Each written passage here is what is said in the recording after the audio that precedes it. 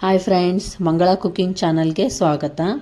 ಇವತ್ತು ನಾನು ಕ್ಯಾಪ್ಸಿಕಮ್ ಬಾತ್ ಯಾವ ಥರ ಮಾಡೋದಂತ ತೋರಿಸ್ತಾ ಇದ್ದೀನಿ. ಇದನ್ನು ಬದನೆಕಾಯಿ ಹಾಕ್ದೇನೆ ನಾವು ಕ್ಯಾಪ್ಸಿಕಮ್ ಹಾಕಿ ಮಾಡೋಂಥ ಬಾತ್. ಇದು ಯಾವ ಥರ ಮಾಡೋದು ತೋರಿಸ್ತಾ ಇದ್ದೀನಿ, ನೋಡೋಣ ಬನ್ನಿರಿ. ನಾನೀಗ ಕ್ಯಾಪ್ಸಿಕಮ್ ರೈಸ್ ಯಾವ ಥರ ಮಾಡೋದಂತ ತೋರಿಸ್ತಾ ಇದ್ದೀನಿ. ಈಗ ನಾನೊಂದು 2-3 ಸ್ಪೂನಷ್ಟು ಎಣ್ಣೆ ಹಾಕ್ಕೊಂಡಿನಿ. ನೀವು ಈಗ ಯಾರಾದರೂ ವಾಂಗಿಬಾತ್ ಮಾಡೋಕ್ಕೆ ಬದನೆಕಾಯಿ ಬಳಸ್ತಾರಲ್ಲ, ಆ ಬದನೆಕಾಯಿ ತಿನ್ನಲಾರ್ದಂಥವ್ರಿಗೆ ಈ ಥರ ನಾವು ಕ್ಯಾಪ್ಸಿಕಮ್ ಹಾಕಿ ನಾವು ಕ್ಯಾಪ್ಸಿಕಮ್ ಬಾತನ್ನು ಮಾಡ್ಕೋಬೋದು. ಅದನ್ನು ಟೇಸ್ಟ್ ಸೇಮ್ ಅದೇ ಥರನೇ ಬರುತ್ತಾ. ಬದನೆಕಾಯಿ ತಿಂದಿರ್ತಕ್ಕಂಥವ್ರಿಗೆ ಇದು ನಡೆಯುತ್ತಾ. ಇದನ್ನು ಮಾಡೋದು ಯಾವ ಥರ ನೋಡೋಣ. ಈಗ ಎಣ್ಣೆ ಬಿಸಿ ಆಗಿದೆ. ಇದರಲ್ಲಿ ನಾನು 1 ಸ್ಪೂನಷ್ಟು ಕಡಲೆಬೇಳೆ ಹಾಕ್ತೀನಿ.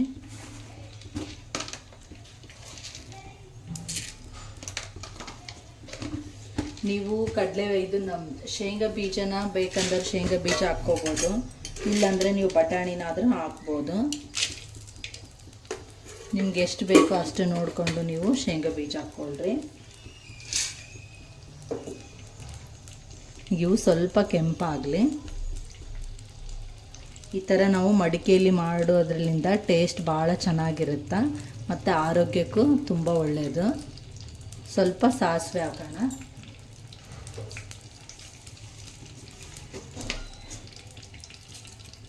ಇದು 1/4 ಸ್ಪೂನಷ್ಟು ಸಾಸಿವೆ.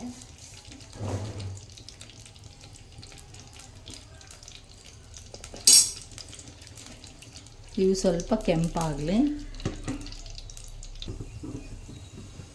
ಇವು ಕೆಂಪಾಗಿದ್ದಾವೆ ನೋಡ್ರಿ. ಈಗ ಇದಕ್ಕೆ ಸ್ವಲ್ಪ ಕರಿಬೇವು ಸೇರಿಸೋಣ.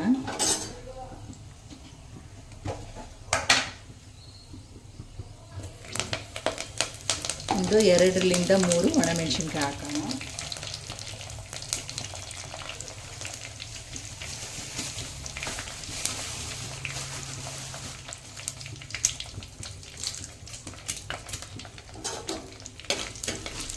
ಈಗ ಇದರಲ್ಲಿ ನಾನೊಂದು ಉಳ್ಳಾಗಡ್ಡಿ ಹೆಚ್ಚಿ ಇಟ್ಕೊಂಡಿನಿ. ಉಳ್ಳಾಗಡ್ಡಿನ ಹಾಕ್ತೀನಿ.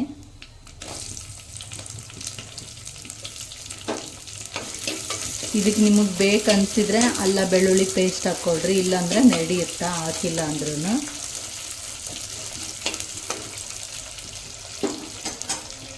ಈಗ ನಾನು ಇದರಲ್ಲೇ ಈ ಥರ ದಪ್ಪ ಮೆಣಸಿನ್ಕಾಯಿ ಹೆಚ್ಚಿಟ್ಕೊಂಡಿನಿ, ಅದನ್ನು ಸೇರಿಸ್ತೀನಿ. ಇದು ಚೆನ್ನಾಗಿ ತರಕಾರಿ ಇದರಲ್ಲಿ ಫ್ರೈ ಆಗಲಿ.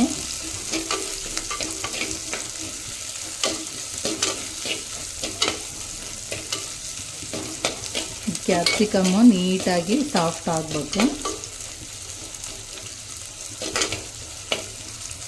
ಇದು ಚೆನ್ನಾಗಿ ಫ್ರೈ ಆಗಲಿ.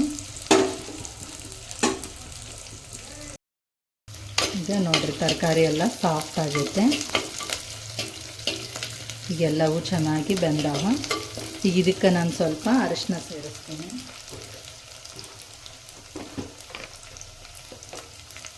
ಕಾಲು ಸ್ಪೂನಷ್ಟು ಅರಿಶಿನ.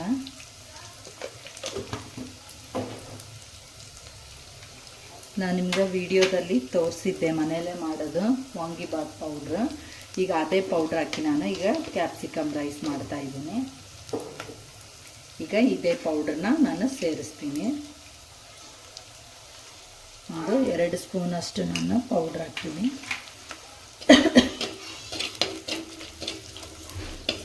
ಇದಕ್ಕೆ ಸ್ವಲ್ಪ ಖಾರ ಸೇರಿಸೋಣ.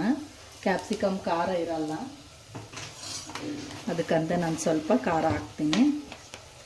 ನೀವು ಒಣ ಖಾರದ ಪುಡಿನ ನಿಮ್ಮ ರುಚಿಗೆ ತಕ್ಕಷ್ಟು ನೋಡಿ ಹಾಕ್ಕೊಳ್ರಿ, ಯಾಕಂದರೆ ಪೌಡ್ರಲ್ಲಿನೂ ಖಾರ ಇರುತ್ತೆ. ನಿಮ್ಮ ರುಚಿಗೆ ತಕ್ಕಷ್ಟು ಉಪ್ಪು ಹಾಕ್ಕೊಳ್ರಿ.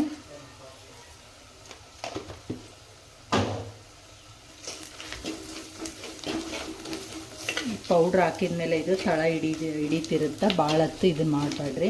ನಾನೀಗ ಒಂದು ಅಡಿಕೆ ಗಾತ್ರದಷ್ಟು ಹುಣಸೆ ಹಣ್ಣು ತೊಗೊಂಡಿದ್ದೆ. ಈಗ ಹುಣಸೆ ಹಣ್ಣಿನ ರಸನೂ ಸೇರಿಸ್ತೀನಿ. ಒಂದು ನಿಮ್ಗೆ ಅಳತೆ ನೋಡಿಕೊಂಡು ಹುಣಸೆ ಹಣ್ಣು ಹಾಕ್ಕೊಳ್ರಿ. ನಾವೊಂದು 2-3 ಎಲೆ ಅಷ್ಟು ಹಾಕಿದ್ದೀನಿ. ಸ್ವಲ್ಪ ಮಾಡ್ತಾಯಿದ್ದೀನಿ, ಅದಕ್ಕೆ ಸ್ವಲ್ಪನೇ ಹುಣಸೆ ಹಣ್ಣು ಹಾಕೀನಿ. ಈಗ ಇದಕ್ಕೆ ಸ್ವಲ್ಪ ಬೆಲ್ಲ ಸೇರಿಸೋಣ. ಗ್ಯಾಸ್ ಸ್ಲಿಮ್ಮಲ್ಲಿ ಇಟ್ಕೊಳ್ರಿ.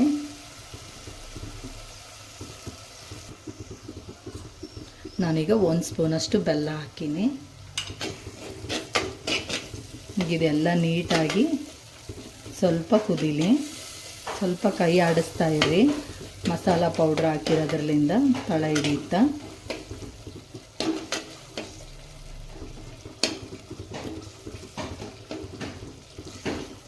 ಇದೊಂದೆರಡು ನಿಮಿಷ ಕುದೀಲಿ. ಈ ಥರ ಮುಚ್ಚಿಡೋಣ. ಈಗ ಚೆನ್ನಾಗಿ ಬೆಂದಿದೆ ನೋಡ್ರಿ, ಎಣ್ಣೆ ಎಲ್ಲ ಬಿಟ್ಕೊಂಡತ್ತೆ. ಈಗಿದೆ ಎಣ್ಣೆ ಬಿಟ್ಕೊಂಡಿರೋದಕ್ಕೆ ನಾವು ಅನ್ನ ಹಾಕಿ ಕಲಸೋಣ. ಈ ಥರ ಅನ್ನ ಮಾಡಿ ನೀವು ಸ್ವಲ್ಪ ತಣ್ಣಗಾಗಕ್ಕೆ ಇಟ್ಕೊಂಡಿರ್ರಿ. ಈ ಅನ್ನನ ಇದರಲ್ಲಿ ಸೇರಿಸಿ ಈ ಥರ ನೀವು ನೀಟಾಗಿ ಇದನ್ನೆಲ್ಲ ಕೈ ಆಡಿಸ್ಕೊಳ್ಳಿ. ನೀವು ಈ ಕ್ಯಾಪ್ಸಿಕಮ್ ಬದಲಿಗೆ ಬದನೆಕಾಯಿ ಹಾಕಿದರೆ ವಾಂಗಿಬಾತ್ ಆಯಿತು. ನೀವು ಬದನೆಕಾಯಿ ತಿನ್ನಲಾರ್ದರೆ ಕ್ಯಾಪ್ಸಿಕಮ್ ಹಾಕ್ಕೊಂಡ್ರೆ ಕ್ಯಾಪ್ಸಿಕಮ್ ಬಾತ್ ರೆಡಿ ಆಯಿತು. ಈ ಥರ ನೀವು ಮಾಡಿಕೊಂಡು ತಿಂದರೆ ಟೇಸ್ಟ್ ಎಷ್ಟು ಚೆನ್ನಾಗಿರುತ್ತೆ. ಈ ವಿಡಿಯೋ ನಿಮ್ಗೆ ಇಷ್ಟ ಆದರೆ ಲೈಕ್ ಮಾಡಿರಿ, ಶೇರ್ ಮಾಡಿರಿ, ಕಮೆಂಟ್ ಮಾಡಿರಿ ಮತ್ತು ಬೆಲ್ ಐಕನ್ನ ಪ್ರೆಸ್ ಮಾಡಿರಿ. ಆದಷ್ಟು ಸಬ್ಸ್ಕ್ರೈಬ್ ಮಾಡಿರಿ. ನನ್ನ ಮುಂದಿನ ವೀಡಿಯೋಸ್ ಎಲ್ಲ ನಿಮಗೆ ಬರ್ತಾವೆ ನೋಡಿರಿ. ಈಗ ಕ್ಯಾಪ್ಸಿಕಮ್ ಬಾತ್ ರೆಡಿ ಆಯಿತು. ಈ ಥರ ಮಾಡ್ಕೊಂಡು ತಿನ್ನಿರಿ, ಟೇಸ್ಟ್ ಚೆನ್ನಾಗಿರುತ್ತೆ. ಮತ್ತು ಮುಂದಿನ ವೀಡಿಯೋದಲ್ಲಿ ಭೇಟಿ ಆಗೋಣ. ಬಾಯ್.